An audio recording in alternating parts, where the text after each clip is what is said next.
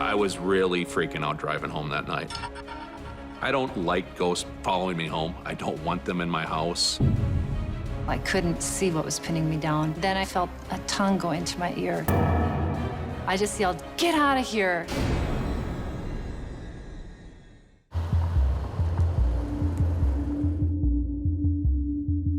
My ghost story began when I moved into a haunted house in Hastings, Minnesota. I moved into my home in 1994. My house is an old Victorian built in the 1870s or 1880s. I fell in love with it when I saw it. The day that my realtor and I stepped into this house, we both felt a sense of being watched. And the house itself had a very gloomy feel. Sort of sad and dark and heavy and old. I bought the house knowing that there was probably a ghost, but what I didn't know is that the house was filled with ghosts. The first haunting experience occurred about a week after we moved in. I started waking up at weird times of night. I would wake up at 1:11 or 2:22 or 3:33. I woke up at 1:11 and I heard a woman's voice.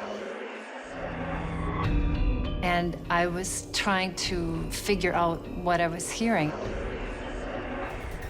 It was indecipherable and it was really loud. I was so scared I couldn't even make a noise. And the voice stopped. Then I heard this loud pounding in the walls. It was bouncing around the room. And that made it scarier because you didn't know where to go or where it was coming from. And then I'm like, I have to get up and run out of the house. And as soon as I sat up, the pounding stopped. I have had many psychics come through my house and said, this house is filled with portals that spirits can come through. It's like Grand Central Station for ghosts.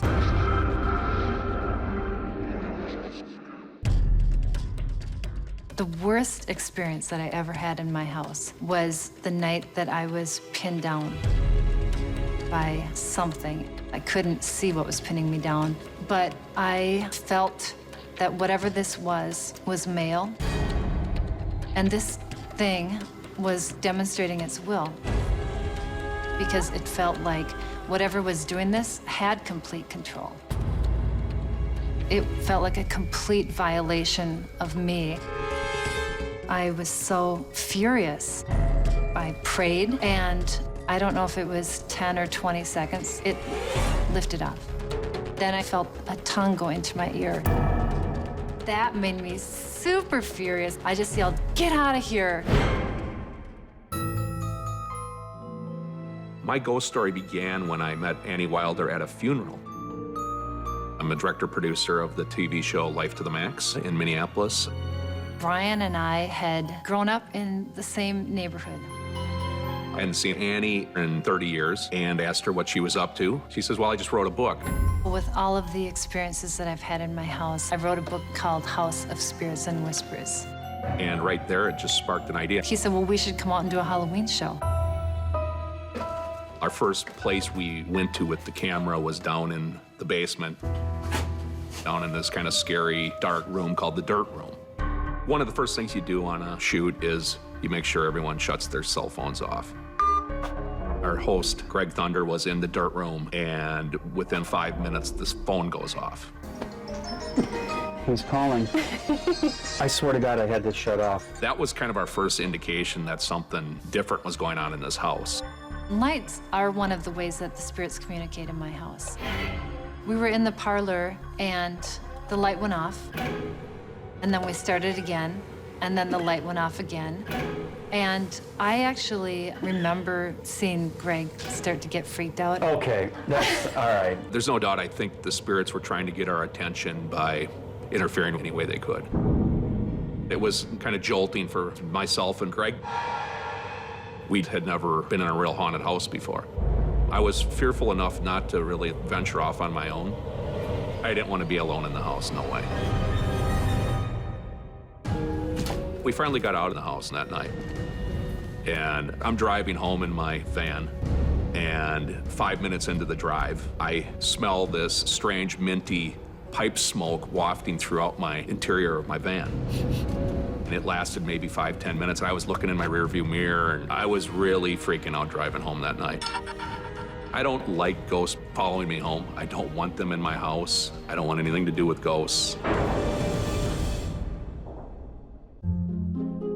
I was drawn back there because I thought there were other sides to the story to tell. One being how a group of people would react. Hi, welcome. Thank you. The psychics had gone around the house taking pictures. We all got together in a circle. That's when the messages really started coming through. The names that were coming through were Emma, who seemed to be a 15-year-old girl, and then Leduc, a Civil War general.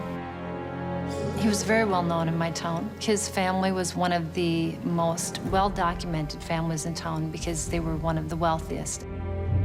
It was a very hot evening, and we were in the most haunted room in our house. It was late at night, but it was still probably 85 degrees up in that room. And that's when, out of nowhere, you could feel this cold breeze floating through the air, and the temperature dropped dramatically. There's nothing that could have done that. That was my proof. There are ghosts. A week or two after, Brian sent me an email, and he said, one of the pictures has something in it. Leduc's image manifested in a mirror.